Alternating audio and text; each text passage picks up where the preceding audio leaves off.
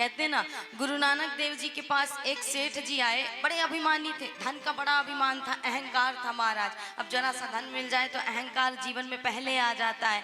तो कहते हैं अहंकार इतना था अपने धन का कि एक बार गुरु नानक देव जी सत्संग कर रहे थे और उस सत्संग के समय उन सेठ जी ने सोचा कि गुरु नानक देव जी कभी किसी से कुछ लेते नहीं है महाराज, जो अपनी श्रद्धा से सत्संग की व्यवस्था कर देता है, जो उसमें खर्च कर देता है धर्म कर्म में, वही बस उनके प्रयोग का आता है, बाकी वैसे वो कुछ भी नहीं लेते। तो उन सेठ ने सोचा कि क्यों ना मैं आज जाकर के गुरु नानक देव जी को ऐसी चीजें दूं, ऐसी वस्तुएं दूं महाराज, इतना स्वर्ण दे दूं, इतना धन दे दूं कि महाराज जी प्रसन्न हो जाएं और मुझ पर आशीर्वाद कर दे, कृपा कर दे महाराज। कहते हैं वो सेठ जी अहंकारवश एक पोटली में धन लेकर के पहुंचे, सोने के सिक्के असरफियाँ लेकर के पहुंचे और गुरु नानक देव जी से कहा कि महाराज जी, मैं आपकी सत्संग में आया, मैं बहुत बड़ा धनाढ्य व्यक्ति हूँ, बहुत धन है मेरे पास, इसलिए आपके लिए कुछ भेंट लेकर के आऊँ, उपहार लेकर आऊँ। संत है महाराज, संत तो समझ गए कि अभिमानी अहंकारी है, अपने धन का इसे कुछ ज़्यादा ही अभिमान है, अहंकार है।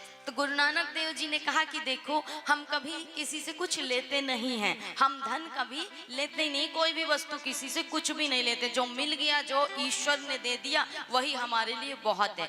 अब उन सेठ जी ने कहा कि नहीं महाराज, इतनी दूर से आप आए हो हमारे नगर में, हमारे ग्राम में आए, तो कुछ तो ले लो। गुरु नानक देव जी ने कहा कि चलो ठीक है, तुम्हारी इच्छा है ना, लेकिन इसके बदले में हम तुम्हें कुछ दे रहे हैं। बोले क्या दे रहे हैं? बोले एक सुई निकाल करके दी। गुरु नानक देव जी ने एक सुई निकाल के दी। गुरु नानक देव जी धन थोड़े लेने वाले थे, ये तो उसका अभिमान तोड़ने के लिए लीला कर रहे थे। बोले इसके बदले में हम तुम्हें कुछ देंगे और हमारी कुछ शर्त है, अगर तुम्हें मंजूर हो तो हम तुमसे वो पोटली ले लेंगे। गुरु नानक देव जी ने सुई निकाली और सुई निकाल करके उसे दिया। सेठ जी ने कहा क्या शर्त है? बोले इस सुई को अगले जन्म में हमें लौटा देना, जब तुम्हारा अगला जन्म होगा ना, इस सुई को लौटा देना। अब व्यक्ति ने, उस सेठ ने अहंकार के भाव में आकर के और गुरु नानक देव ने उसके धन को स्वीकार कर लिया, इस अभिमान में और थोड़ा फूल गया और वहां से उस सुई को लेकर के चला गया। लेकिन रात्रि में जब सोया तो कहते हैं ना कि जब मन शांत हो तभी नफा नुकसान का हमें ध्यान आता है। इसीलिए कहा जाता है विवाह होता है तो डीजे बजवाया जाता है, ताकि दूल्हा शांत न रहे, उसका मन शांत न रहे महाराज, नहीं तो नफा नुकसान याद आ जाएगा तो विवाह से भाग जाएगा। तो इसीलिए विवाह में डीजे बजवाते हैं, शोर करते हैं महाराज, ताकि इसका मन विचलित रहे, मन एकाग्र। जब सोए रात में मन एकाग्र हुआ तो ध्यान आया कि साथ में तो कोई वस्तु ले जाई नहीं जाती है। जब मृत्यु आती है, हम मरते हैं, तो क्या साथ में कोई चीज ले जाते हैं?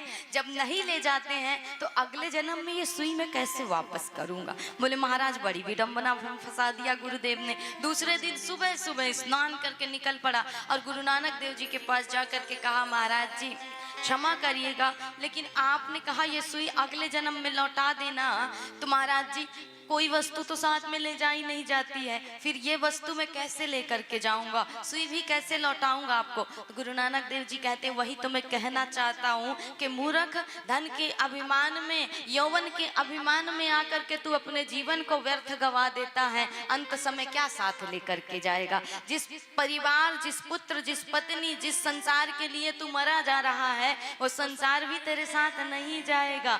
अगर इस देह से किसी को इतना प्रेम होता तो ये देह जब जाती तो तुम्हारे साथ कोई जाता ना। बोले चुन चुन करके इस शरीर से सोने चांदी सब उतार लिए जाएंगे और इस शरीर से किसी को प्रेम नहीं है, इसीलिए इस शरीर को अग्नि के हवाले कर दिया जाएगा। तुम्हारे धन से प्रेम है, तुम्हारी प्रॉपर्टी से प्रेम है, सोने चांदी से प्रेम है महाराज, लेकिन किसी को तुमसे प्रेम नहीं। इस बात को जान